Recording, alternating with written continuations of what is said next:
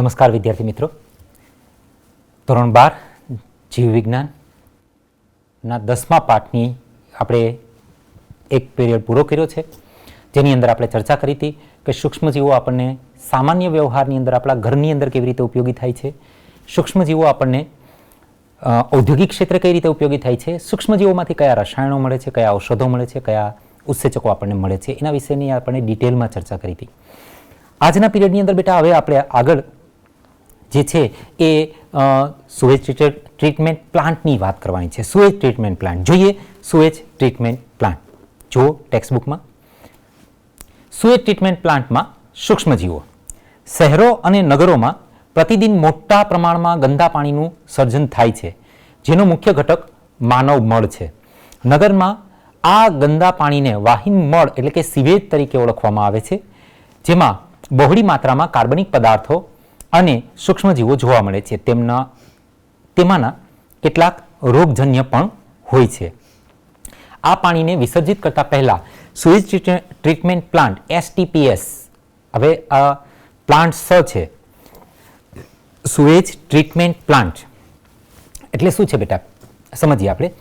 તો sewage treatment plant છે એ plant STPS, S જે સ્મોલ આપેલો છે એ બહુવચન દર્શાવે છે, એટલે આપણે STP જ આપણે બોલવાનું રહી છે. સુએજ ટ્રીટમેન્ટ પ્લાન્ટ, પ્લાન્ટ્સ બોલશો એટલે S લગાડવો પડશે તમારે. હવે આપણે હમણાં જ વાત કરી કે સુએજ એટલે શું. સુએજ એટલે કંઈ નહીં બેટા, ગંદા ગટરનું ગંદુ પાણી. હવે આપણે ઘરની અંદરથી જે ગટર નીકળે છે એક નાની છે ગટર, એટલે આપણને એમ થાય કે હવે એટલા પાણીમાં તો શું ફરક પડવાનો, નદીની અંદર છોડી દઈએ તો શું ફરક પડે. પણ હવે વિચાર કરો કે આપણા શહેરની અંદર આવા કેટલા ઘરો છે, દરેક ઘરની અંદરથી આવી નાની નાની ગટરો નીકળે છે, તો એ કેટલું ગંદુ પાણી ભેગું થશે, કેટલું, કલ્પના તો કરો એને. તમે જે રૂમમાં અત્યારે બેઠા છો બેટા, એ રૂમ જેટલી મોટી ટનેલ બનાવવામાં આવે અને એ ટનેલની અંદરથી જો આખા શહેરનું ગંદુ પાણી કાઢવામાં આવે તો પણ 24 કલાકમાં એ પાણી દૂર ન કરી શકે એટલું ગંદુ પાણી મળે બેટા આપણને. વિચાર કરો. હવે આ એટલું ગંદુ પાણી કે જેની અંદર કેટલા બધા પ્રકારના હાનિકારક બેક્ટેરિયા છે, કેટલા બધા પ્રકારના વાયરસ છે, કેટલા બધા પ્રકારના રોગના જંતુઓ છે, પ્રજીવો છે, સૂક્ષ્મજીવો છે, જે જો એમનેમ જ કોઈ પણ પ્રકારની ટ્રીટમેન્ટ વગર, એને સાફ કર્યા વગર જો સીધે સીધું તમે નદીની અંદર છોડી દો તો શું થશે? આ જે છે જે હાનિકારક સીવેજ એ જે નદી કે નાળાની અંદર જાય છે, એ નાળા નદી નાળાના જેટલા પણ પ્રાણીઓ છે એ બધાને અસર કરશે. એ પાણી આપણા ઘરની અંદર ફરી પાછું પીવાલાયક બનીને જ્યારે આવે છે, અથવા તો એ ટ્રીટમેન્ટ વગર જ એમનેમ જ એ પાણીમાંથી ફરી પાછું ગામડાઓની અંદર ભરીને લઈ જવામાં આવે છે અને એ પાણી ઘરની અંદર યુઝ કરવામાં આવે છે, ત્યારે એ પાણી આપણા શરીરમાં જાય છે અને શરીરમાં જઈને પણ આપણને ખૂબ ગંભીર બીમારીઓ, એવી બીમારીઓ કે જેની અંદર માણસનું મૃત્યુ પણ શક્ય છે કે થઈ શકે એવી બીમારીઓ, ટાઇફોઇડ છે, કોલેરા છે, મરડો છે, કેટલી બધી બીમારીઓ છે કે જે આ ગંદા પાણીને કારણે થાય છે, સીવેજને કારણે થાય છે બેટા. માટે ગંદુ પાણી તો કોઈ દિવસ એમનેમ જ ટ્રીટમેન્ટ વગર નદીમાં ન જ ઠલવાય. આપણે પણ એ ગંદા પાણીને કોઈ ચોખ્ખા પાણી સાથે ન જ મળવા દઈએ, એ બેટા આપણી નૈતિક ફરજ છે. આપણે એ ધ્યાન જ રાખવું જોઈએ કે આપણા ઘરનું કે આપણા શહેરનું પાણી કે આપણી ગલીનું પાણી કે આપણી સોસાયટીનું પાણી એને શક્યતઃ એવી જગ્યા ઉપર આપણે એને એકત્રિત કરી અને એવી જગ્યા ઉપર જે ઠાલવીએ કે જેથી કરીને એની ટ્રીટમેન્ટ થઈ શકે. તો આ જે ટ્રીટમેન્ટ કરવું એટલે શું? એમાં રહેલો સૌથી પહેલા મોટો કચરો દૂર કરી નાખવાનો, જે આપણે નરી આંખે જોઈ શકીએ છીએ, જે એમાં તરતો હોય છે એવો કચરો દૂર કરી નાખશું. પછી ધીરે ધીરે એની અંદર જે માટી, કાંકરા અને એવો કચરો છે એને દૂર કરી નાખશું. પછી એની અંદર સૂક્ષ્મજીવો છે કે જે હાનિકારક છે, જે સારા સૂક્ષ્મજીવો છે, જે આપણા માટે ઉપયોગી સૂક્ષ્મજીવો છે, એને આપણે કોઈ નહીં કરીએ કંઈ નુકસાન. જે હાનિકારક સૂક્ષ્મજીવો છે એને આપણે દૂર કરવા માટેના પ્રયત્નો કરશું. અને પછી છેલ્લે એની અંદર આપણે ક્લોરિનેશન અથવા તો જે પણ પાણીની અંદર જે સૂક્ષ્મજીવોને મારવા માટે આપણે જે ચોખ્ખું કરવા માટે જે દવાઓનો ઉપયોગ કરતા હોય એ દવાઓ મિક્સ કરી અને ફરી પાછો આપણે એને ઉપયોગ કરી શકીએ બેટા. તો આ આ પ્લાન્ટ વિશે આપણે આજે ડિટેલમાં ભણવાનું છે, જેનું નામ છે સીવેજ ટ્રીટમેન્ટ પ્લાન્ટ. જોઈએ આપણે સીવેજ ટ્રીટમેન્ટ પ્લાન્ટની અંદર શું કહેવા માંગે છે આપણી ટેક્સ્ટબુક. આ પાણીને વિસર્જિત કરતા પહેલા સુએજ ટ્રીટમેન્ટ પ્લાન્ટમાંથી પસાર કરવામાં આવે છે, જેથી તે ઓછું પ્રદૂષિત બને. ગંદા પાણીનો ઉપચાર પરપોષી સૂક્ષ્મજીવો દ્વારા કરવામાં આવે છે, જે આ સુએજમાં કુદરતી રીતે વસતા હોય છે. આ પ્રક્રિયા 2 તબક્કામાં થાય છે. જોઈએ આ બંને તબક્કા. પહેલો તબક્કો છે એને પ્રાથમિક સારવાર તરીકે ઓળખવામાં આવે છે, અને બીજો તબક્કો છે એને જૈવિક સારવાર અથવા તો દ્વિતીયક સારવાર તરીકે ઓળખવામાં આવે છે. પ્રાથમિક સારવાર પરીક્ષાની દ્રષ્ટિએ પણ બેટા ખૂબ અગત્યનો છે આ મુદ્દો, જોજો. આ પ્રથમ તબક્કામાં ગાળણ અને અવસાદન. ગાળણ કરવું એટલે ગાળી લેવું, અવસાદન કરવું એટલે ઉપરથી લઈ લેવું દ્વારા સુએજમાં રહેલા ભૌતિક કણો એટલે કે નરી આંખે આપણે જેને જોઈ શકીએ છીએ એવા દ્રવ્યોનો તબક્કાવાર નિકાલ કરવામાં આવે છે. પહેલા વારંવાર ગાળણ કરી અને તરતો કચરો, એ તરતા કચરાની અંદર પ્લાસ્ટિક પણ હોઈ શકે છે, અને એની અંદર કોઈ ચપ્પલના કે કોઈ ગમે તેવો કચરો હોઈ શકે, હે ને, કાપડનો કચરો હોઈ શકે કે પ્લાસ્ટિકનો કચરો હોઈ શકે કે કોઈ પણ પ્રકારનો કચરો હોઈ શકે, કાગળનો કચરો પણ હોઈ શકે, ઝાડ પાનનો પણ કચરો હોઈ શકે. એને આપણે દૂર કરી નાખવાનો છે. ત્યારબાદ માટી, નાની કાકરીઓને અવસાદન દ્વારા દૂર કરવામાં આવે છે. એટલે એને ઠારણ કરશું એટલે નીચે બેસી જશે એટલે આપણે નીચેથી એને દૂર કરી નાખશું. આ રીતે ઘન દ્રવ્ય એકત્રિત કરી અને પ્રાથમિક સ્લજ એટલે કે કાદવ અને રગડો રચે છે. જ્યારે ઉપરનું મુક્ત પાણી છે એ ઇન્ફ્લુઅન્ટ તરીકે ઓળખવામાં આવે છે. અવસાદિત થયેલું ઉપરનું પાણી છે એને ઇન્ફ્લુઅન્ટ, થોડા અંગ્રેજી શબ્દો છે બેટા, ટેક્સ્ટબુકમાં વપરાયેલા છે, આપણે એને યાદ રાખવાના છે. સ્લજ એટલે કાદવ, ઇન્ફ્લુઅન્ટ એટલે ઉપરનું જે ચોખ્ખું પાણી આપણને મળશે એને આપણે ઇન્ફ્લુઅન્ટ કહેશું. આપણે ચા બનાવીએ ને, સિમ્પલ આમ યાદ રાખો ને, ચા બનાવીએ પછી ચાને ગાળી લઈએ કે નહીં, તો ગાળીને જે કીટલીમાં ભરીએ ને એ ઇન્ફ્લુઅન્ટ છે, અને ગળણીમાં જે રહી જાય ને એ સ્લજ છે. સમજાઈ ગયું? સ્લજ એટલે જે કાદવ, કીચડ કે નાની કાકરીઓ, મોટા કાકરા જે છે નીચે બેસી ગયા છે એને આપણે સ્લજ કહેશું, અને ઉપર જે આવી ગયું છે એ ઇન્ફ્લુઅન્ટ છે. આના ગુજરાતી શબ્દો યાદ રાખવા પ્રયત્ન ન કરો, અંગ્રેજી યાદ રાખી લેવાના, ટેક્સ્ટબુકમાં આપેલા છે ને એ જ યાદ રાખી લેવાના. સ્લજ અને ઇન્ફ્લુઅન્ટ, બરોબર છે, 2 શબ્દ છે. ઉપરનું જે તારણ છે એ જો, તો ઇન્ફ્લુઅન્ટ ની અંદર આગળની સ્લાઇડમાં આપણે જોઈ શકીએ છીએ, જુઓ જોઈએ ઇન્ફ્લુઅન્ટની અંદર શું થાય છે. તો ઇન્ફ્લુઅન્ટની અંદર થોડું ઘણું ચોખ્ખું પાણી હશે કે જેમાં કાંકરા નહીં હોય, બરોબર છે. તો ઇન્ફ્લુઅન્ટને પ્રાથમિક સેટલિંગ ટાંકામાંથી દ્વિતીય પ્રક્રિયા માટે લાવવામાં આવે છે. પછી આ પ્રાથમિક પ્રક્રિયા પૂરી થઈ ગઈ છે બેટા. હવે આપણે દ્વિતીય પ્રક્રિયા ઉપર જઈએ છીએ. પ્રાથમિક પ્રક્રિયાની અંદર શું કર્યું હવે આપણે કે એક ટાંકાની અંદર લઈ ગયા, એ ટાંકાની અંદરથી આપણે એનો જે દ્રશ્યમાન કચરો હતો એને દૂર કરી નાખ્યો છે, અવસાદન કર્યું, અવસાદન કર્યા પછી આપણે સ્લજ મળ્યું, સ્લજને આપણે દૂર કરી નાખ્યું છે, સ્લજ એટલે કાદવ કીચડ, અને એમાંથી આપણને ઇન્ફ્લુઅન્ટ મળ્યું છે. એ આપણે ઇન્ફ્લુઅન્ટ હવે આગળ લઈ જઈએ છીએ સેટલિંગ ટાંકાની અંદર, બીજા ટાંકાઓની અંદર લઈ જઈએ છીએ આગળ દ્વિતીય તબક્કાની અંદર. જુઓ એના પછીની સ્લાઇડ જુઓ. આ તમને જે દેખાય છે ને બેટા, જુઓ દેખાય છે, આ જે છે આ મોટા મોટા ટાંકાઓ છે, કેટલા વિશાળ ટાંકાઓ છે. જુઓ,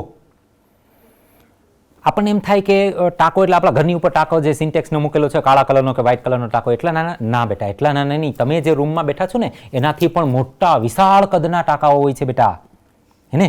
જુઓ તમે આકૃતિની અંદર છે, આ એક ટાંકો, બાજુમાં બીજો ટાંકો છે, ત્રીજો ટાંકો છે, આવા વિશાળ ટાંકાઓ હોય છે. પ્રાથમિક ટાંકાઓ અને પ્રાથમિક સારવાર પછી દ્વિતીયક સારવાર આની અંદર કરવામાં આવે છે બેટા. આ ચાર્ટ સ્વરૂપે છે. જુઓ પેલું શું આવ્યું, જુઓ સ્લાઇડની અંદર કે લાર્જ રબિશ પીસીસ એટલે કે મોટા કચરો જે છે એ મોટો કચરો છે એ આપણે જાળી જેવું મૂકી અને ત્યાં એને લઈ લીધો, અને પછી બીજા ટાંકાની અંદર આપણે શું કર્યું, નીચે આપણે સ્લજ તૈયાર કર્યો. જુઓ છે મોટા કાંકરા આવી ગયા, ત્યાંથી ઉપરથી પાણી ઉપર આવી ગયું, ત્રીજા સી નંબરના ટાંકાની અંદર આવી ગયું, સી નંબરના ટાંકાની અંદર સ્લજ તૈયાર થઈ ગયું, સોલિડ વેસ્ટ જેને કીધું સ્લજ, બરોબર. એનો સ્પેલિંગ થોડોક આવો જ છે, SLUDGE સ્લજ, બરોબર. આ સ્લજ છે એ ફરી પાછું નીચે આવી ગયું, નીચેથી એને આપણે સ્લજને બહાર કાઢી લેશું, બરોબર. નીચે એક આપેલું છે સ્લજનો એક અલગ ટાંકો છે, એનાથી આપણે બહાર કાઢી લઈશું. આ સ્લજની બેટા એક ખાસિયત એ છે કે સ્લજની અંદરથી બાયોગેસ પણ મળશે બેટા આપણને, આગળ જોશું હમણાં આપણે, હે ને. હવે ઉપરનું જે પાણી છે એને આપણે એરેશન ટેન્કની અંદર લઈ ગયા, હે ને. આ એરેશન ટેન્ક છે એને આપણે ઝારક ટાંકા તરીકે ઓળખશું, હજમ ટાંકા તરીકે ઓળખશું, હે ને. આ ઝારક ટાંકા છે એની અંદર ઝારક શોષણ કરવામાં આવશે અને એની અંદરથી જે સૂક્ષ્મજીવો છે એ નષ્ટ થશે, હાનિકારક, અને ત્યાંથી પછી છેલ્લે આપણે ક્લીન વોટર છેલ્લે આપણને મળે છે. જુઓ, દ્વિતીયક સારવાર અથવા જૈવિક સારવારની વાત કરીએ છીએ આપણે. પ્રાથમિક ઇન્ફ્લુએન્ટને મોટી વાયુમય ઝારક ટાંકીમાંથી પસાર કરવામાં આવે છે, જ્યાં તેને યાંત્રિક રીતે સતત આંદોલિત કરવામાં આવે છે અને તેમાં દબાણપૂર્વક હવા પસાર કરવામાં આવે છે, જેથી ઉપયોગી ઝારક સૂક્ષ્મજીવોની વૃદ્ધિમાં ઝડપી વધારો થઈ અને જે બનશે એને આપણે ફ્લોક્સ કહેશું, માં ફેરવાઈ જશે. બરોબર. એટલે જોજો, આ ત્રીજો અંગ્રેજી શબ્દ આવ્યો છે. આગળ આપણે બે અંગ્રેજી શબ્દ જોઈ ગયા છીએ. પહેલો અંગ્રેજી શબ્દ કયો હતો બેટા? સ્લજ. સ્લજ એટલે કાદવ અથવા રગડો જે આપણે બનાવ્યો એ. બીજો અંગ્રેજી શબ્દ કયો હતો બેટા? ઇન્ફ્લુએન્ટ. ઇન્ફ્લુએન્ટ એટલે શું? તો કે ઉપર આવી ગયું પાણી એ. અને ત્રીજો કયો આવ્યો શબ્દ? ફ્લોક્સ. હે ને. આ અંગ્રેજી શબ્દ અંગ્રેજી સ્વરૂપમાં જ યાદ રાખી લેજો. ઠીક છે. તો ફ્લોક્સની વાત કરવાની છે હવે આપણે, કે ફ્લોક્સમાં ફેરવાઈ જાય છે, જ્યાં વૃદ્ધિ દરમિયાન તેઓ ઇન્ફ્લુએન્ટમાંનો મોટા ભાગનો કાર્બનિક જથ્થો આ સૂક્ષ્મજીવો વાપરી નાખે છે અને પરિણામે ઇન્ફ્લુએન્ટ એટલે ઉપર જે પાણી તરે છે એના BOD માં ઘટાડો થાય છે. હવે આ BOD એટલે શું સમજો. BOD એટલે શું? Biological oxygen demand. BOD એને બાયોલોજિકલ ઓક્સિજન ડિમાન્ડ તરીકે ઓળખવામાં આવે છે, કે જે કોઈ એક પાણી લ્યો તમે, 1 લીટર પાણી લેવાનું. આ 1 લીટર પાણીની અંદર કાર્બનિક દ્રવ્ય હશે જ, હોય કે ન હોય? 1 લીટર પાણી લેવાનું, એની અંદર કાર્બનિક દ્રવ્ય છે. આ કાર્બનિક દ્રવ્યનું ડાયજેસ્ટ કરવા માટે, એ કાર્બનિક દ્રવ્યને પાચન કરવા માટે એ જે પાણી છે એની અંદર જેટલા બેક્ટેરિયા છે એ બેક્ટેરિયાને ઓક્સિજનની જરૂર પડશે. ઝારક શોષણ કરે છે એટલા માટે ઓક્સિજનની જરૂર પડશે. તો એ જેટલું ઓક્સિજન વાપરશે, 1 લીટર પાણીની અંદર જેટલો કાર્બનિક પદાર્થ છે, કાર્બનિક પદાર્થનું ઓક્સિડેશન કરવા માટે ઝારક બેક્ટેરિયા જેટલો ઓક્સિજન વાપરશે એ ઓક્સિજનના પ્રમાણને કહેવામાં આવે છે BOD. Clear? BOD, biological oxygen demand. BOD એટલે હવે તમે વિચાર કરો, 1 લીટર પાણીની અંદર છે એ તમે ઓછા કાર્બનિક દ્રવ્ય નાખો તો પેલા વાયરસ બેક્ટેરિયાને ઓછું દહન કરવું પડે, ઓછું ઓક્સિડેશન કરવું પડે, તો ઓછો ઓક્સિજન વપરાય, તો BOD કેવો હોય? ઓછો હોય. અને આ 1 લીટર પાણી છે, આ 1 લીટર પાણીની અંદર તમે પુષ્કળ પ્રમાણમાં કાર્બનિક દ્રવ્ય નાખી દો તો શું થશે? એ પુષ્કળ પ્રમાણમાં કાર્બનિક દ્રવ્ય છે એનું પાચન કરવા માટે, એનું ઓક્સિડેશન કરવા માટે પેલા સૂક્ષ્મજીવોને વધારે ઓક્સિજનની જરૂર પડશે. તો એનો મતલબ એવો કે કોઈ પાણીનો BOD વધારે ક્યારે હશે? જ્યારે એ પાણી વધુ પ્રદૂષિત હશે ત્યારે એનો BOD વધારે હશે. કાર્બનિક દ્રવ્યો વધારે છે, એમાં કાર્બનિક દ્રવ્યો વધારે એટલે વધુ પ્રદૂષિત. તો BOD જેમ વધે, સમજાય છે અમારી વાત? યસ. જેમ BOD વધારે, જેમ કોઈ પાણીનો BOD વધારે, સમજો એ પાણીનું પ્રદૂષિત છે વધારે, અને જેમ BOD ઓછો એમ એ પાણી શુદ્ધ છે એવું માની શકાય, એવું કહી શકાય. ક્લિયર? ફરીથી બોલી જાઉં છું. BOD એટલે શું? તો કે 1 લીટર પાણી લેવાનું, 1 લીટર પાણીની અંદર જેટલા કાર્બનિક દ્રવ્યો છે એ કાર્બનિક દ્રવ્યોનું ઓક્સિડેશન કરવા માટે, એનું પાચન કરવા માટે, એની અંદર જેટલા પાણીની અંદર જેટલા સૂક્ષ્મજીવો છે એ જેટલો ઓક્સિજન વાપરે છે એટલા ઓક્સિજનને એનો BOD કહેવાય. બરોબર? પ્રદૂષિત પાણીનો BOD વધારે હશે, ચોખ્ખા પાણીનો BOD ઓછો હશે. જેમ BOD વધે એમ સમજવાનું કે પાણી પ્રદૂષિત થાય છે, જેમ BOD ઘટે સમજો પાણી શુદ્ધ થાય છે. તો હવે આપણે સીવેજ ટ્રીટમેન્ટ પ્લાન્ટની અંદર શું થાય છે? પાણી એક ટાંકામાંથી નીકળીને બીજા ટાંકામાં આવે છે, બીજામાંથી ત્રીજા ટાંકાની અંદર આવે છે, એમ ધીરે ધીરે શુદ્ધ થતું જાય છે. તો શું થશે કે આપણું જેમ જેમ એક ટાંકામાંથી બીજા ટાંકામાં પાણી આગળ વધશે એમ એનો BOD, યસ, હવે સમજી ગયા તમે, હે ને? તો જુઓ, BOD એટલે શું? તો કે ભાઈ 1 લીટર પાણીમાં જે છે બીઓડી એટલે 1 લિટર પાણીમાં રહેલા બધા જ કાર્બનિક દ્રવ્યોનું ઓક્સિડેશન કરવા માટે બેક્ટેરિયા દ્વારા વપરાતો ઓક્સિજનનો જથ્થો. સુએજ પાણીને ત્યાં સુધી ટ્રીટમેન્ટ આપવામાં આવે છે જ્યાં સુધી બીઓડીમાં ઘટાડો ન થાય. બીઓડી કસોટી એટલે પાણીના નમૂનામાં સૂક્ષ્મજીવો દ્વારા વપરાયેલા ઓક્સિજનનું માપન અને તેથી પરોક્ષ રીતે બીઓડી એ પાણીમાં રહેલ કાર્બનિક દ્રવ્યોનું માપન છે. નકામા પાણીમાં બીઓડી જેટલો વધારે તેટલી તે પાણીની પ્રદૂષિતની માત્રા, જોજો અંડરલાઇન કરી લેજો આ લીટીને બેટા, ફરીથી બોલું છું, નકામા પાણીમાં બીઓડી જેટલો વધારે તેટલી તે પાણીની પ્રદૂષણ માત્રા વધારે. બીઓડી વધારે હોય, પ્રદૂષણ વધારે છે એવું સમજવાનું. સુએજ પ્રક્રિયામાં એક વખત જરૂરી માત્રામાં બીઓડી ઘટી જાય એટલે ઇન્ફ્લુએન્ટને સેટલિંગ ટાંકામાં પસાર કરવામાં આવે છે, એટલે એના પછીના આગળના ટાંકામાં આપણે એને પસાર કરશું, જ્યાં ફ્લોક્સનું અવસાદન થશે. એટલે ફ્લોક્સ નીચે બેસી જશે, અવસાદન થવું એટલે નીચે બેસી જવું. આ અવસાદિત પદાર્થોનો થોડોક જથ્થો પંપ કરીને જારક ટાંકામાં ફરી પાછો લઈ જવાય છે, જ્યાં તે નિવેશ દ્રવ્યની ગરજ સારે છે. નિવેશ દ્રવ્ય એટલે એની અંદર પાચન કરવા માટે જે રીતે આપણે દૂધની અંદર છાશ નાખી અને દહીં બનાવતા હતા એવી રીતે આ એને નિવેશ કહેવામાં આવે છે. બાકીના મોટા ભાગના સ્લજને મોટા એનએરોબિક એટલે કે અજારક ટાંકાની અંદર ડાયજેસ્ટરમાં લઈ જવામાં આવે છે, હજમ ટાંકો. હવે જોજો, પહેલાં આપણે કયા ટાંકાની અંદર લઈ ગયા એને? એરોબિક ટાંકાની અંદર લઈ ગયા. એરોબિક એટલે જારક, એનએરોબિક એટલે અજારક. જારક એટલે શું? તો કે જ્યાં જારક શ્વસન થશે બેક્ટેરિયા દ્વારા. અજારક શ્વસન એટલે શું? જ્યાં અજારક શ્વસન થશે, ઓક્સિજનની હાજરી હશે નહીં. અહીં રહેલા અજારક બેક્ટેરિયા જે સ્લજના અન્ય બેક્ટેરિયા તેમજ ફૂગનું પાચન કરે છે.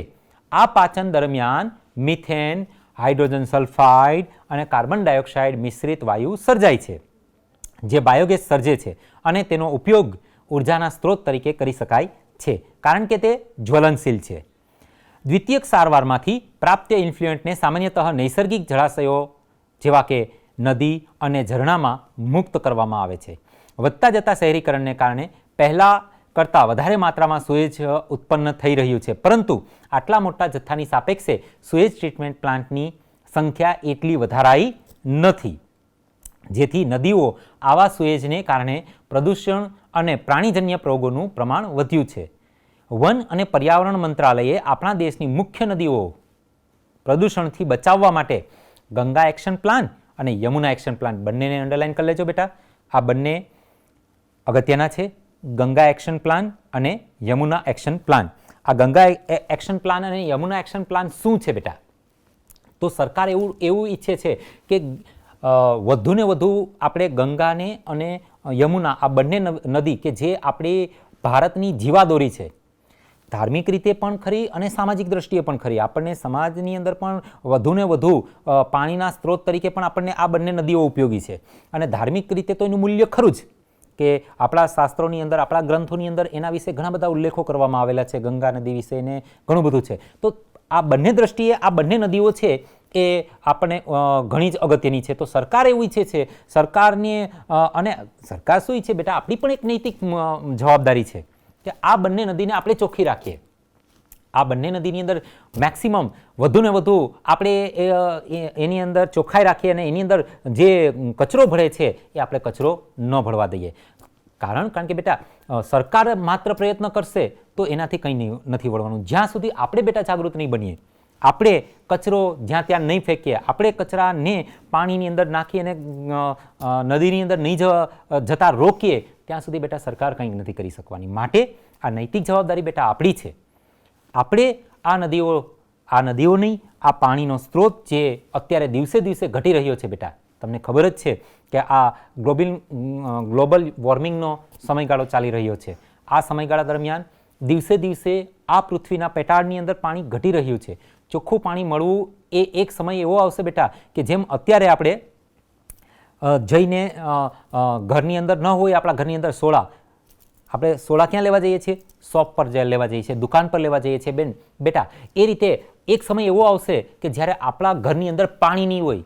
જે રીતે આપણે સોડાની બોટલ લેવા જઈએ છીએ એ રીતે આપણે પાણીની બોટલ લઈ આવવી પડશે. એ જ પાણીની બોટલથી નાહવાનું, એ જ પાણીની બોટલ પીવાની. એ સમય બેટા દૂર નથી.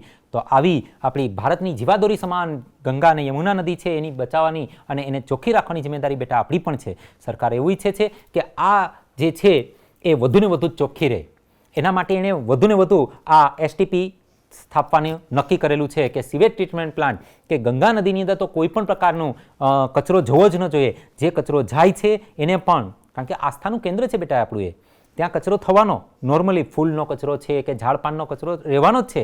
તો એ કચરો કેવી રીતે આપણે વૈજ્ઞાનિક ઢબે કાઢી શકીએ, દૂર કરી શકીએ, એના માટે અત્યારે લાખો ને કરોડો રૂપિયા ખર્ચ કરવામાં આવે છે બેટા એ ગંગા અને યમુના એક્શન પ્લાનની અંદર. તો અને એની અંદર વધુને વધુ આવા સીવેજ ટ્રીટમેન્ટ પ્લાન્ટ ત્યાં બનાવવામાં આવે અને પાણીને ચોખ્ખું કરી અને એ નદીઓની અંદર ઠલવાય એવા પ્રયત્નો સરકાર દ્વારા થઈ રહ્યા છે. તો આ સીવેજ ટ્રીટમેન્ટ પ્લાન્ટ ગંગા અને યમુના જોઈએ આપણે. તો આ યોજના હેઠળ મોટી સંખ્યામાં સીવેજ ટ્રીટમેન્ટ પ્લાન્ટ બનાવવાનો પ્રસ્તાવ છે જ, અને જેથી કરીને ઉપચારિત એટલે કે ઉપચાર કરેલ સુએજ નદીઓમાં મુક્ત કરી શકાય. તો આ જોયું આપણે બેટા સુએજ ટ્રીટમેન્ટ પ્લાન્ટ. ત્યાર પછી હવે જે આપણે વાત કરવાની છે એ છે બાયોગેસના ઉત્પાદનમાં સૂક્ષ્મજીવ. આપણને ખબર છે કે અત્યારે તો જો કે હવે પરિસ્થિતિ નથી રહી, અત્યારે આપણે હજી પણ ઇન્ટિરિયર પાર્ટની અંદર બેટા આ જ પરિસ્થિતિ છે. આદિવાસી વિસ્તારો ઘણા બધા એવા છે કે જ્યાં હજી પણ ચૂલાનો ઉપયોગ થાય છે, હજી પણ ત્યાં બળતણનો ઉપયોગ થાય છે, હજી પણ ત્યાં લાકડાનો ઉપયોગ થાય છે કે જેની અંદર ચૂલાની અંદર લાકડા નાખી અને રસોઈ કરવામાં આવે છે બેટા. તો આવી જગ્યાઓ ઉપર બાયોગેસ પ્લાન્ટ એક આશીર્વાદ છે.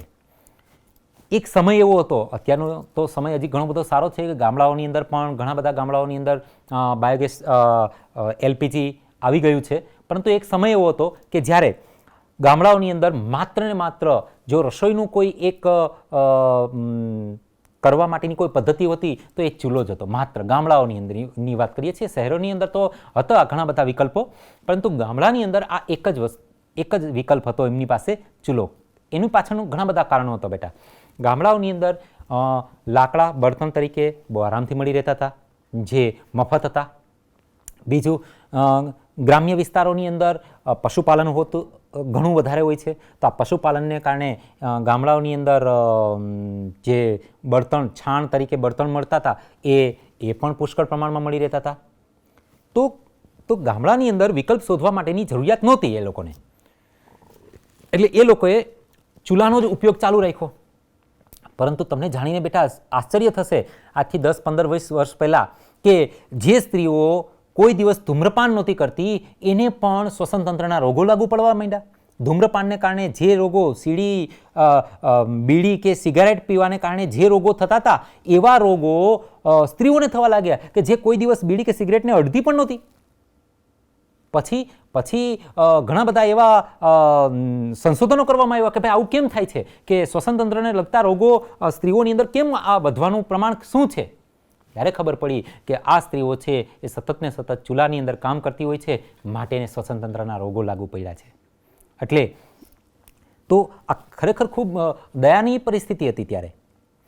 હવે તો ધીરે ધીરે ઘણો બધો સુધારો થઈ ગયો છે અને ગામડાઓની અંદર પણ એલપીજી આવી ગયા છે, પરંતુ ગામડાઓની અંદર એ સમયે અને અત્યારે પણ આ બાયોગેસ પ્લાન્ટ એ એક સારામાં સારો વિકલ્પ હોઈ શકે, કારણ કે એલપીજી છે એ બિનપરંપરાગત બળતણ છે, એ ખલાસ થઈ શકે એવું છે. પરંતુ બાયોગેસ પ્લાન્ટ છે એ જો એક વખત આવી જાય, ગામની અંદર આવી જાય, કારણ કે ગામની અંદર તો બાયોગેસ પ્લાન્ટની અંદર જે વસ્તુઓ ઉપયોગ થાય છે રો મટીરિયલ તરીકે, કાચા માલ તરીકે પુષ્કળ માત્રામાં મળે છે, એમાં એને કશે ગોતવા નથી જવું પડતું. શહેરોની અંદર કદાચ તમે બાયોગેસ પ્લાન્ટની સ્થાપના કરો તો કદાચ શહેરોની અંદર એનું રો મટીરિયલ કે એનું કાચો માલ ગોતવા માટે તકલીફો પડે, પરંતુ ગ્રામ્ય વિસ્તારોની અંદર એનો કાચા માલ મેળવવા માટે કોઈ તકલીફ છે જ નહીં. પુષ્કળ પ્રમાણની અંદર એનો રો મટીરિયલ કાચો માલ મળી શકે એમ છે. તો ગામડાઓની અંદર એલપીજીનો ખર્ચ બચાવવા, એલપીજીનો ઓછો ઉપયોગ થાય અને બાયોગેસ પ્લાન્ટનો વધારે ઉપયોગ થાય, આ વિશે પણ બેટા આપણે વિચારવું જોઈએ. આ વિશે આપણે એક જાગૃત નાગરિક, આજના વિદ્યાર્થી આવતીકાલનો નાગરિક છે બેટા, તો એ આપણી જિમ્મેદારી છે કે આપણે વધુને વધુ બાયોગેસ પ્લાન્ટ ગ્રામ્ય વિસ્તારોમાં સ્થપાય અને એ કાર્યરત રહે. સ્થપાય એટલું જ નહીં, એને એ કાર્યરત રહે એ પણ આપણે જોવું, એ આપણી ફરજ એક શિક્ષિત અને જાગૃત નાગરિક તરીકે આપણી હોઈ શકે બેટા. તો બાયોગેસ પ્લાન્ટની આપણે વાત કરવાના છીએ. બાયોગેસ પ્લાન્ટની અંદર શું છે જોઈએ. આગળ આપણી ટેક્સ્ટ બુક શું કહે છે બાયોગેસ પ્લાન્ટ વિશે. તો બાયોગેસ એ વાયુઓનું મિશ્રણ છે જે સૂક્ષ્મજીવોની પ્રક્રિયાથી મેળવાય છે અને તેનો ઉપયોગ બળતણ તરીકે પણ થાય છે. સૂક્ષ્મજીવોની વૃદ્ધિ અને ચયાપચયના પરિણામે અંતિમ નિપજ તરીકે વિવિધ પ્રકારના વાયુઓ મળે છે.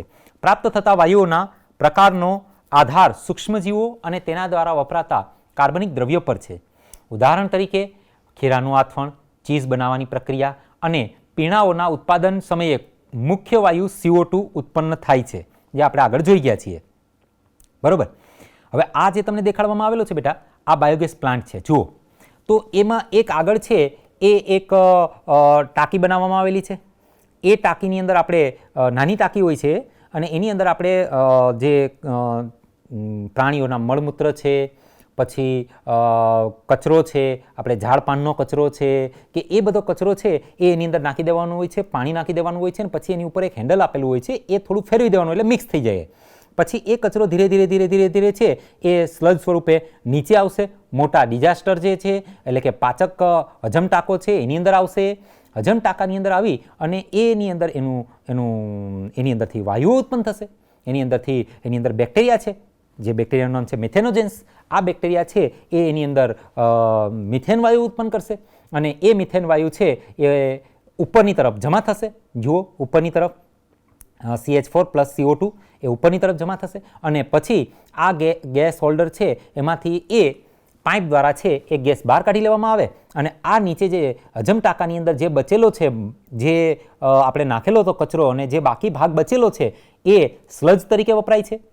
અને આ સ્લજ એટલે બીજું કંઈ નહીં બેટા, આપણું જૈવિક ખાતર. ને આનો આપણે જૈવિક ખાતર તરીકે ઉપયોગ કરી શકીએ. જુઓ આ વધુ એક સારી આકૃતિ છે, ફટાફટ ડ્રો કરી લેજો બેટા. આ આકૃતિ આપણી ટેક્સ્ટબુકમાં નથી આપેલી, મસ્ત છે, એકદમ સરસ આકૃતિ છે, એકદમ સરળતાથી સમજાઈ જાય એવી આકૃતિ છે. જુઓ એક સ્લરી આપેલી છે ઉપરની તરફથી, ત્યાં આપણે રો મટીરિયલ નાખશું, પછી એ નીચે જશે. ગેસ ટેન્ક છે, ગેસ ટેન્કની અંદર એની અંદર ગેસીસ ઉત્પન્ન થશે, ઉપરથી ગેસ આઉટલેટ છે એટલે ત્યાંથી ગેસ બહાર નીકળી જશે અને પછી ફરી પાછું છે એ જમીનના સ્તર ઉપર આવેલી એક બીજી છે ફર્ટિલાઇઝર એટલે કે ખાતર તરીકે એ આપણને મિક્સર કામ લાગશે. બરોબર. આમ છતાં સેલ્યુલોઝ ઘટક પર ઉછેર પામતા કેટલાક અજારક બેક્ટેરિયા મોટા પ્રમાણમાં મિથેન વાયુ સાથે CO2 અને H2 પણ સર્જે છે. આવા બેક્ટેરિયાને સંયુક્તપણે મિથેનોજેન્સ તરીકે ઓળખવામાં આવે છે. તેમાંનો એક છે મિથેનોબેક્ટેરિયમ. આ પ્રકારના બેક્ટેરિયાની હાજરી સુએજ ટ્રીટમેન્ટ પ્લાન્ટના અજારક સ્લજમાં પણ જોવા મળશે. આપણે આગળ જોયું હતું અજારક સ્લજની અંદર પણ આપણને આ મિથેન વાયુ જોવા મળ્યો હતો. આ પ્રકારના બેક્ટેરિયા ઢોરના આમાશયમાં જોવા મળે છે. હવે આ આમાશય એટલે શું? તો કે ઢોરનો જે જઠર હોય એનો એક ભાગ છે આમાશય. અને આમાશય એનો એક ભાગ છે ઢોરના જઠરનો. ઢોરના ખોરાકમાં પુષ્કળ માત્રામાં આવેલું સેલ્યુલોઝયુક્ત દ્રવ્ય તેના આમાશયમાં પણ હોય છે.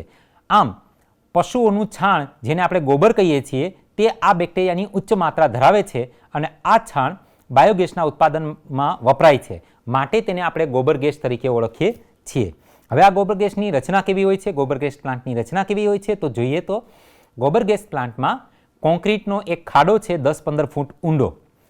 કોન્ક્રીટથી પણ બનાવી શકાય બેટા. અને એક અત્યારે તો માર્કેટમાં એવા પણ અવેલેબલ છે, તમે જઈને સર્ચ કરશો તો તમને એવા પણ મળશે કે જે મૂવેબલ હોય.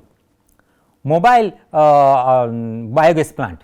મોબાઈલ તમારે આ ઘરેથી પેલા ઘરે લઈ જવું છે તો એ ટાંકીનું કનેક્શન જ હોય, એ ટાંકીનું કનેક્શન લઈ જાઓ. સિન્ટેક્સની એક ટાંકી હોય કાળા કલરની, તમે સર્ચ કરજો મળશે તમને, અવેલેબલ છે માર્કેટની અંદર.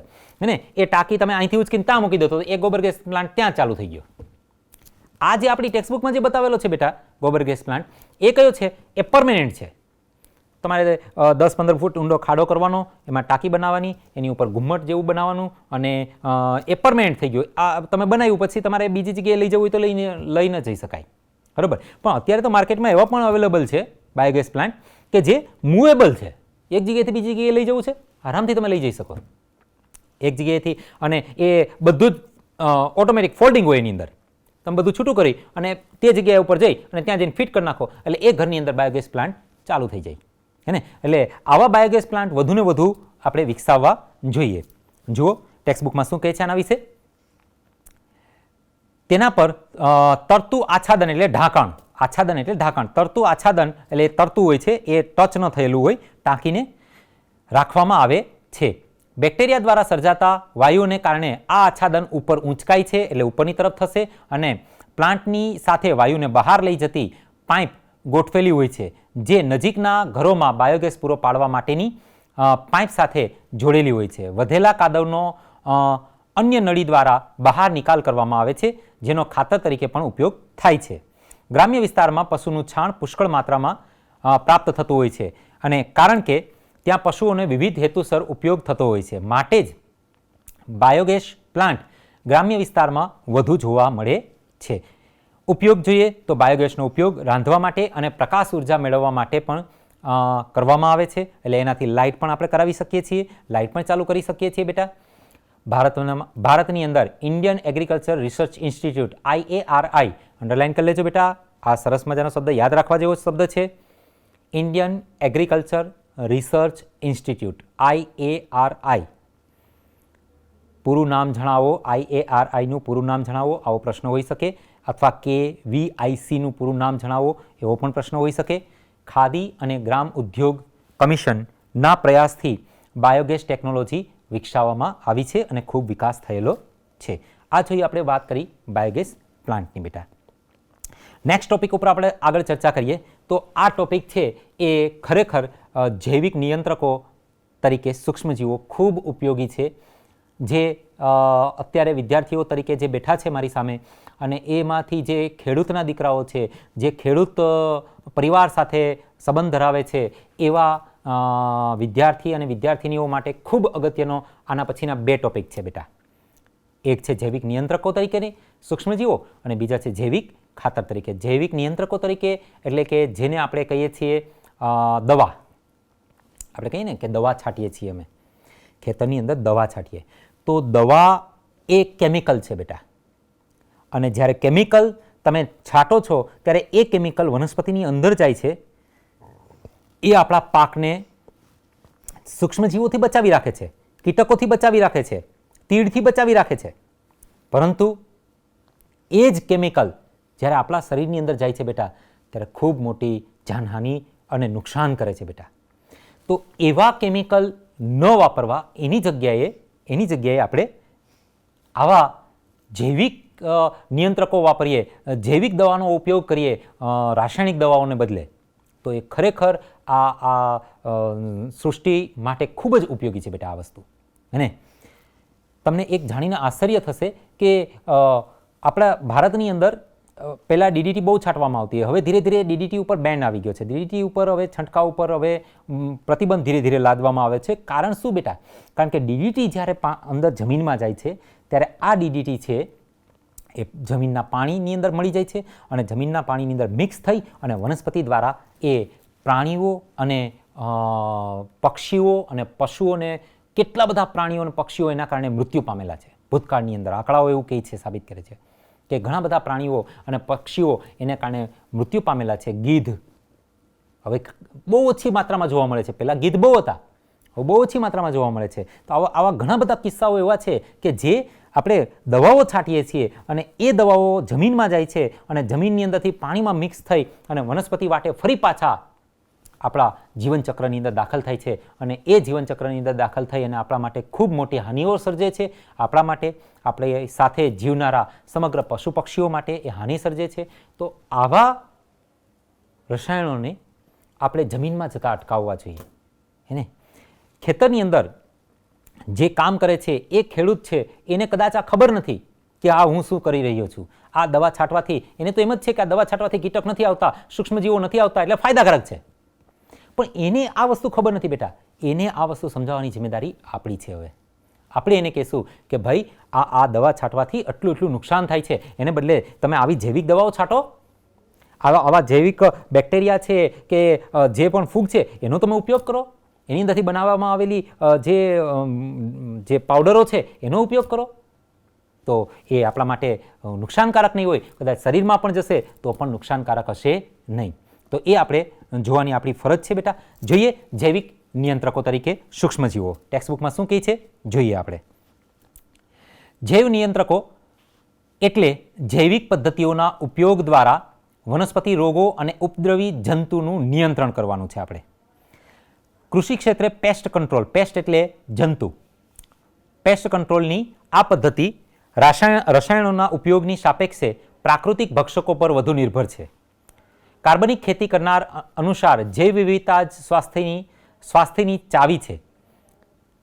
દ્રશ્ય ભૂમિ પર જેટલી વિવિધતા વધુ તેટલું વધુ તેનું સ્થાયીપણું.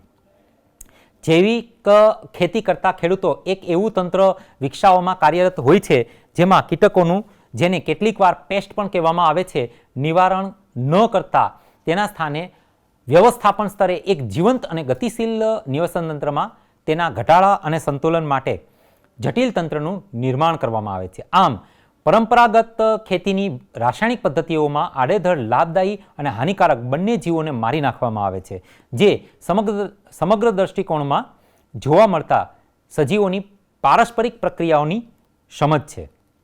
ઓર્ગેનિક ફાર્મરનો મોટે ભાગે આ દૃષ્ટિકોણ વિકસિત થાય છે કે પ્રાણી કે જેને આપણે જીવાત એટલે પેસ્ટ પણ કહીએ છીએ તેનું નિવારણ માત્ર અશક્ય નથી પરંતુ અનિચ્છનીય પણ છે. એટલે આપણે એનું નિવારણ તો કરવું જ જોઈએ.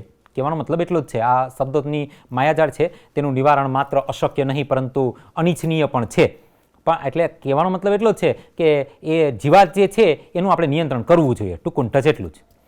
તેમના વગર લાભદાયી પરભક્ષી અને પરોપજીવી કીટક જીવંત રહી શકે નહીં કે જે જીવાત પર પોતાના પોષણ કે ખોરાક માટે નિર્ભર હોય છે. આથી જૈવ નિયંત્રણ દ્વારા વિષારી રસાયણો અને પેસ્ટિસાઇડ, હવે પેસ્ટને મારવા માટે અથવા પેસ્ટને એટલે કે જંતુને અટકાવવા માટેની દવા એટલે પેસ્ટિસાઇડ પરની આપણી નિર્ભરતા મહદઅંશે ઘટી જાય છે. એટલે આપણે એના પર નિર્ભર રહેવું જોઈએ નહીં.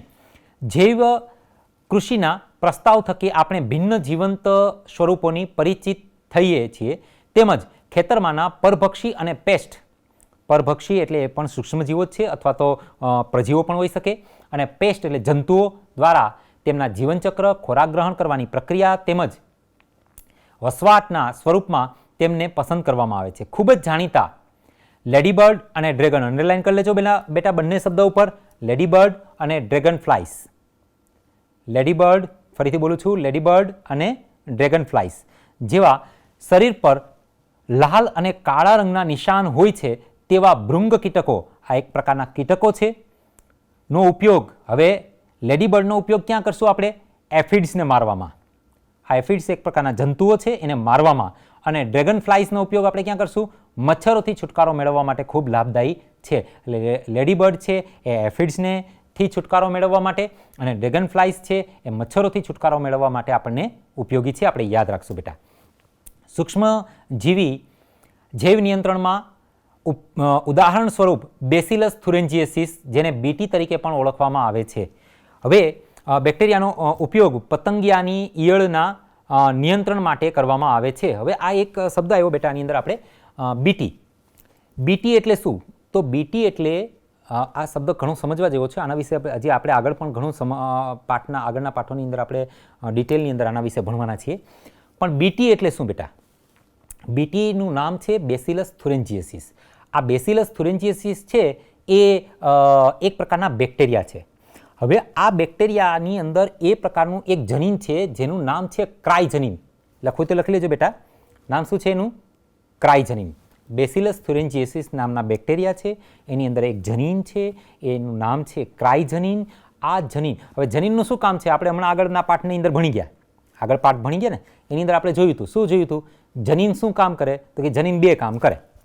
એક પહેલું કામ કયું છે? તો કે ભાઈ એક પેઢીમાંથી બીજી પેઢીમાં એ જે લક્ષણો છે આનુવંશિકતા લઈ જવા માટે કામ છે. બીજું કાર્ય શું છે એનું? યસ, સેન્ટ્રલ ડોગમાં ભણી ગયા ને? હા, એ બીજું કામ છે એનું પ્રોટીન સંશ્લેષણનું.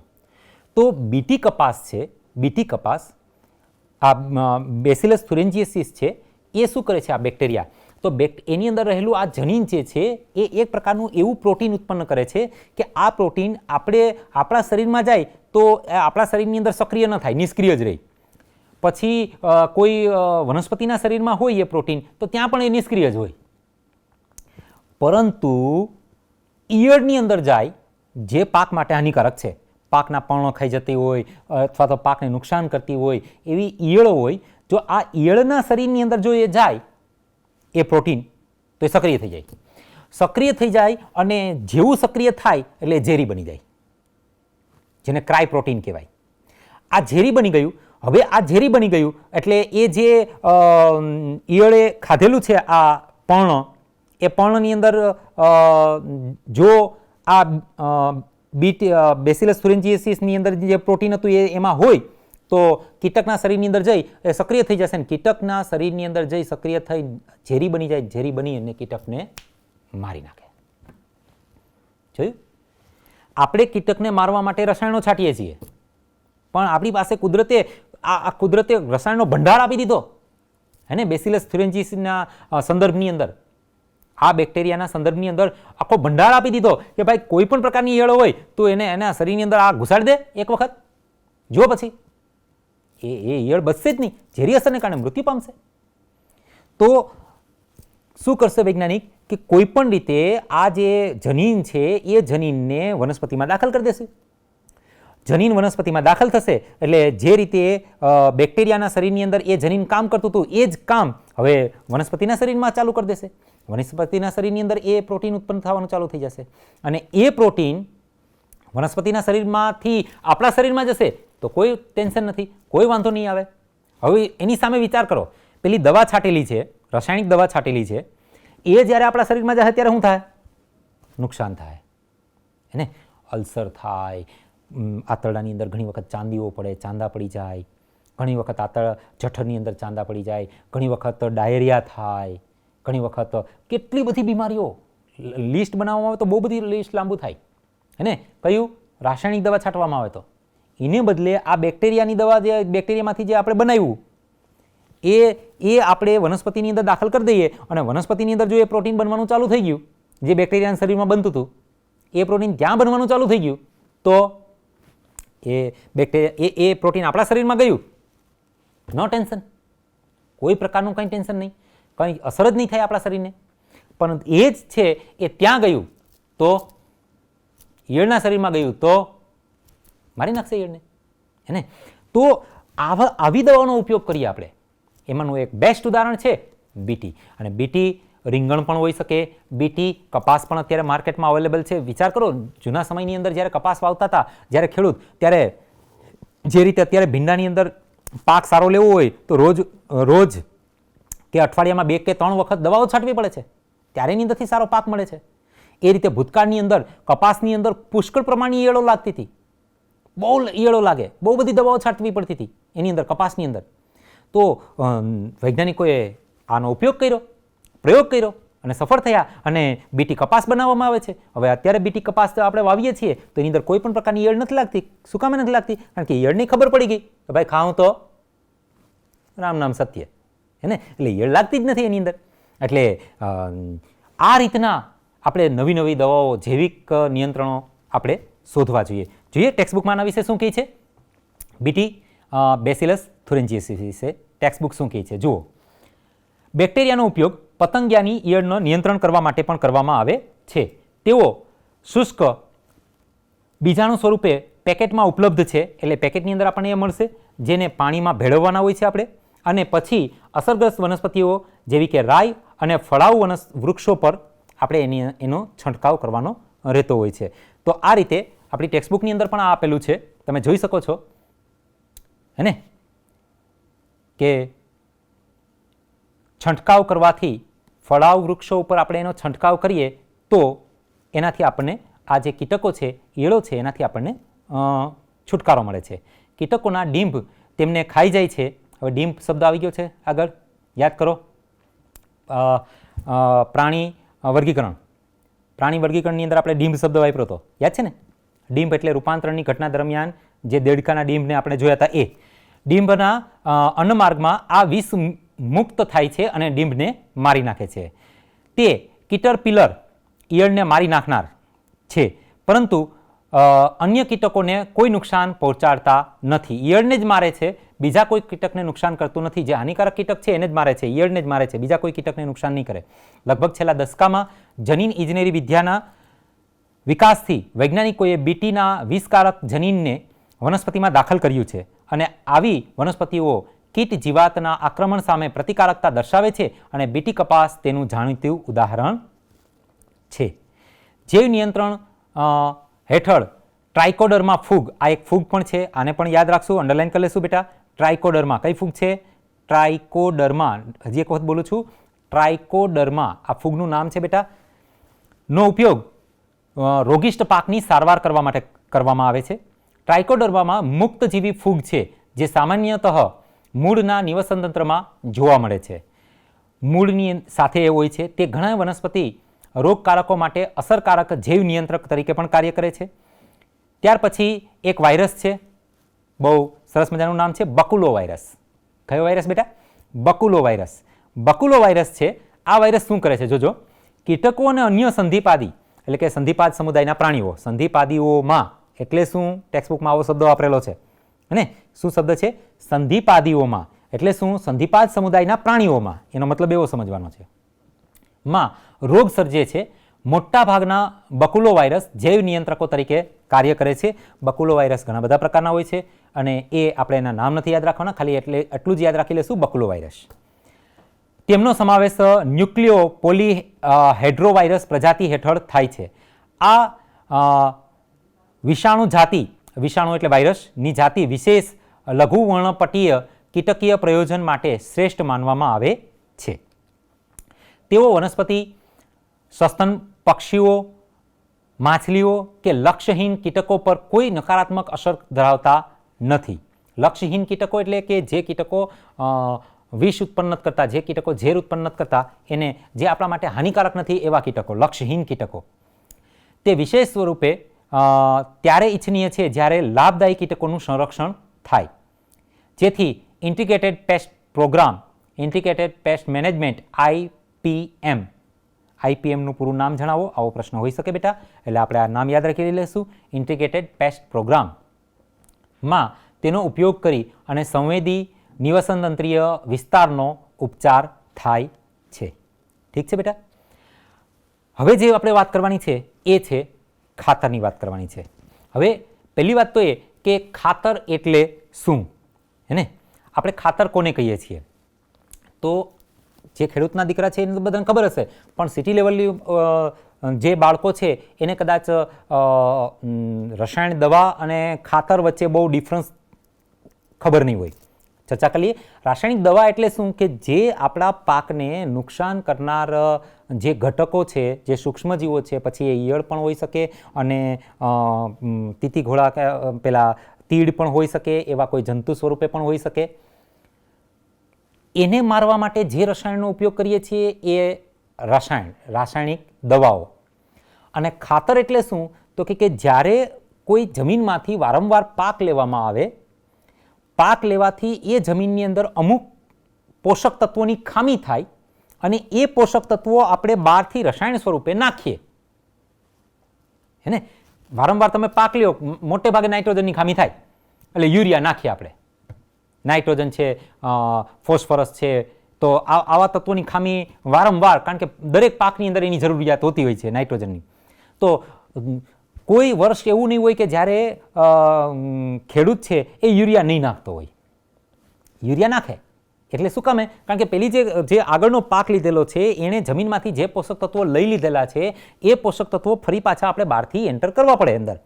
જો એન્ટર ન કરીએ તો એ પોષક તત્વો છે એ આગળ જઈ આગળના પાકની અંદર આવશે નહીં એ પોષક તત્વો. તો એ પોષક તત્વોની ખામીને કારણે પાક વ્યવસ્થિત થશે નહીં. સમજાય? તો રાસાયણિક દવાઓ અને રાસાયણિક ખાતરો, રાસાયણિક દવા અને રાસાયણિક ખાતર બંને ડિફરન્ટ થિંગ છે બેટા. રાસાયણિક દવા કીટકોને મારવા માટે છે, રાસાયણિક ખાતર જે જમીનની અંદર પોષક તત્વોની કમી થઈ ગઈ છે એને ભરપાઈ કરવા માટે છે. ઠીક છે? જોઈએ ટેક્સ્ટબુકમાં આના વિશે શું કહે છે. આપણે રાસાયણિક ખાતરોની જગ્યાએ આપણે શેનો ઉપયોગ કરવાનો છે? જૈવિક ખાતરોનો ઉપયોગ કરવાનો છે. જુઓ, પર્યાવરણીય પ્રદૂષણ એ ચિંતાનું મુખ્ય કારણ છે. કૃષિ ઉત્પાદનોની વધતી માંગને પહોંચી વળવા માટે રાસાયણિક ખાતરનો વધુ પડતો ઉપયોગ એ પ્રદૂષણનું મુખ્ય કારણ છે. રાસાયણિક ખાતરોના વધુ પડતા ઉપયોગથી ઘણી સમસ્યાઓ સર્જાય છે, જેના પરિણામે કાર્બનિક ખેતી કરવા અને જૈવિક ખાતરોનો ઉપયોગ વધારવા દબાણ વધી રહ્યું છે. જૈવિક ખાતરો એવા સજીવો છે જે ભૂમિને પોષક તત્વોથી સમૃદ્ધ બનાવે છે. જૈવ ખાતરોનો મુખ્ય સ્ત્રોત બેક્ટેરિયા, ફૂગ અને સાયનોબેક્ટેરિયા છે. સિમ્બીકુળની વનસ્પતિ, સિમ્બીકુળની વનસ્પતિ એટલે બેટા કઠોળ વર્ગની વનસ્પતિ, જે વર્ગની અંદર સિંગ થાય એ વર્ગની વનસ્પતિ. સિમ્બીકુળની વનસ્પતિઓના મૂળ પર ગંડિકાઓનું નિર્માણ સહજીવી બેક્ટેરિયા, રાઇઝોબિયમ બેક્ટેરિયા, આના વિશે આપણે આ ભૂતકાળમાં ડિટેલમાં જોઈ ગયા છીએ, એટલે અત્યારે હું હવે એના વિશે કંઈ ચર્ચા નથી કરતો.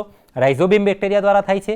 આ બેક્ટેરિયા વાતાવરણમાંના નાઇટ્રોજનનું સ્થાપન કરી અને કાર્બનિક દ્રવ્યો બનાવે છે, જે વનસ્પતિ માટે પોષક ઘટકો તરીકે ઉપયોગમાં લેવાય છે. અન્ય બેક્ટેરિયામાં જે ભૂમિમાં મુક્તજીવી છે, મુક્તજીવી બેક્ટેરિયા પણ છે. પહેલા સહજીવી બેક્ટેરિયા હતા, મુક્તજીવી બેક્ટેરિયા છે. સહજીવી બેક્ટેરિયા તરીકે યાદ રાખવાનું છે રાઇઝોબિયમ બેક્ટેરિયાનું નામ, અને મુક્તજીવી બેક્ટેરિયા તરીકે યાદ રાખવાનું છે એસ્પરોજીલસ એઝોબેક્ટર તરીકે, એઝોસ્પિરિલિયમ એઝોબેક્ટર નામ યાદ રાખવાનું છે મુક્તજીવી બેક્ટેરિયાનું. તેઓ પણ વાતાવરણમાંના નાઇટ્રોજનનું સ્થાપન કરીને ભૂમિને નાઇટ્રોજનથી સમૃદ્ધ બનાવે છે. ફૂગ પણ વનસ્પતિ સાથેનું સહજીવન રચવા માટે જાણીતી છે. માઇકોરાઇઝા તરીકે એને ઓળખવામાં આવે છે. ગ્લોમસ પ્રજાતિની ઘણી ફૂગ માઇકોરાઇઝા રચે છે. માઇકોરાઇઝા એટલે ફૂગ અને મૂળનું સહજીવન, જેમાં ફૂગ સહજીવી તરીકે ભૂમિમાંથી ફોસ્ફરસનું શોષણ કરે છે અને વનસ્પતિને પૂરો પાડે છે. આવું સંકલન ધરાવતી વનસ્પતિઓને અન્ય લાભ પણ મળે છે, જેવા કે મૂળમાં રોગ પ્રેરવા, રોગકારકો સામે પ્રતિકારકતા, ક્ષાર અને શુષ્કતા સામે ટકી રહેવાની ક્ષમતા, તેમજ વનસ્પતિની સર્વાંગી વૃદ્ધિ અને વિકાસ પ્રેરે છે. સાયનોબેક્ટેરિયા સ્વપોષી સૂક્ષ્મજીવો છે, જે જલીય તેમજ સ્થળીય વનસ્પતિમાં વાતાવરણમાં વિસ્તૃત રૂપે જોવા મળે છે, જેમાંના મોટા ભાગના વાતાવરણમાં નાઇટ્રોજન સ્થાપિત કરે છે. દાખલા તરીકે એનાબિના, નોનસ્ટોક અને એસિલેટરિયા. આ લીલના નામ છે બેટા, યાદ રાખવાના છે. ડાંગરમાં, ખેતરોમાં સાયનોબેક્ટેરિયા જૈવિક ખાતર તરીકે ઉપયોગી છે. નીલહરિત નીલ પણ ભૂમિમાં કાર્બનિક દ્રવ્યોનો વધારો કરે છે. આપણા દેશમાં મોટી સંખ્યામાં જૈવિક ખાતરો બજારમાં વ્યાપારિક ધોરણે પ્રાપ્ત છે અને ખેડૂતો તેમનો નિયમિતપણે ઉપયોગ કરી રહ્યા છે, જેથી ખનિજ તત્વોની ભરપાઈ થઈ શકે અને રાસાયણિક ખાતર પરની નિર્ભરતા ઓછી થાય. આમ બેટા આ પાઠને અહીં આપણે પૂર્ણ જાહેર કરીએ છીએ. ખૂબ અગત્યનો પાઠ છે બેટા, ઘણું બધું યાદ રાખવાનું છે આની અંદર. બેટા આ પાઠ છે એ ઇન્ફોર્મેટિવ પાઠ છે, એટલે એની અંદર વધુને વધુ માહિતી આપવામાં આવેલી છે. આ માહિતીની નોંધ બનાવજો અને વારંવાર એ માહિતીને જોતા રહેજો, જેથી કરીને આ યાદ રહેશે બેટા. આ પાઠની અંદર સરસ મજાનો એક આપણને તફાવત મળે છે રાસાયણિક ખાતર અને જૈવિક ખાતર. એની વાત કરીએ આપણે તો રાસાયણિક ખાતરની વાત કરું તો રાસાયણિક ખાતરમાં વિવિધ પ્રકારના રસાયણોનો ઉપયોગ કરવામાં આવે છે. જ્યારે જૈવિક ખાતરની વાત કરું તો જૈવિક ખાતરમાં વિવિધ પ્રકારના સૂક્ષ્મજીવોનો, માટે તેને જૈવિક કીધું, સૂક્ષ્મજીવોનો ઉપયોગ કરે છે માટે જેને આપણે જૈવિક કીધું. અહીંયા રસાયણનો ઉપયોગ થાય છે માટે એને શું કીધું? રાસાયણિક ખાતર. બીજો મુદ્દો રાસાયણિક ખાતરનો, રાસાયણિક ખાતરનો વધુ ઉપયોગ ભૂમિનું પ્રદૂષણ વધારે છે. આપણે ખબર છે કે વધારે પડતો ઉપયોગ કરીએ તો એમાં ભૂમિનું પ્રદૂષણ થાય. જ્યારે જૈવિક ખાતરની અંદર વાત કરીએ તો જૈવિક ખાતર ભૂમિને ફળદ્રુપ બનાવી પાક ઉત્પાદન વધારે છે. એટલે તમે જૈવિક ખાતર વધારે પડતું નાખી દો તો પણ એટલું બધું નુકસાન ન થાય જેટલું નુકસાન રાસાયણિક ખાતરથી થાય. બરોબર. રાસાયણિક ખાતરની વાત કરીએ તો રાસાયણિક ખાતરનો સ્ત્રોત કયો છે? તો કે નાઇટ્રોજન. એટલે રાસાયણિક ખાતર આપણે શેનું નાખવું પડે છે? નાઇટ્રોજન સ્વરૂપે નાખવું પડે છે. નાઇટ્રોજનનું રાસાયણિક ખાતર નાખવું પડે છે. ફોસ્ફરસનું, પોટેશિયમનું વગેરેનો આપણે ઉપયોગ કરીએ છીએ. શેના માટે? રાસાયણિક ખાતરો બનાવવા માટે. જ્યારે જૈવિક ખાતરો બનાવવા માટે આપણે કોનો ઉપયોગ કરશું? બેક્ટેરિયાનો ઉપયોગ કરશું, ફૂગનો ઉપયોગ કરશું, સાયનોબેક્ટેરિયાનો ઉપયોગ કરશું વગેરે. આ બધા જ બેક્ટેરિયા જે છે એનો ઉપયોગ આપણે જૈવિક ખાતર બનાવવા માટે કરીએ છીએ. માટે જ જૈવિક ખાતર છે એ આપણા માટે આપણે વધારે પણ ઉપયોગ થઈ જાય તો પણ એટલું બધું નુકસાન થતું નથી. જ્યારે રાસાયણિક ખાતરનો જો તમે વધારે પડતો ઉપયોગ કરી લો બેટા તો એ આપણા જમીન માટે પ્રદૂષણ નોતરે છે. રાસાયણિક ખાતરની અંદર ચોથો મુદ્દો, રાસાયણિક ખાતર પર્યાવરણ માટે નુકસાનકારક છે. જ્યારે જૈવિક ખાતરની આપણે વાત કરીએ તો જૈવિક ખાતરને કારણે આપણા પર્યાવરણને કોઈ નુકસાન નથી, ઉલટાનો એનાથી તો ફાયદો થાય છે.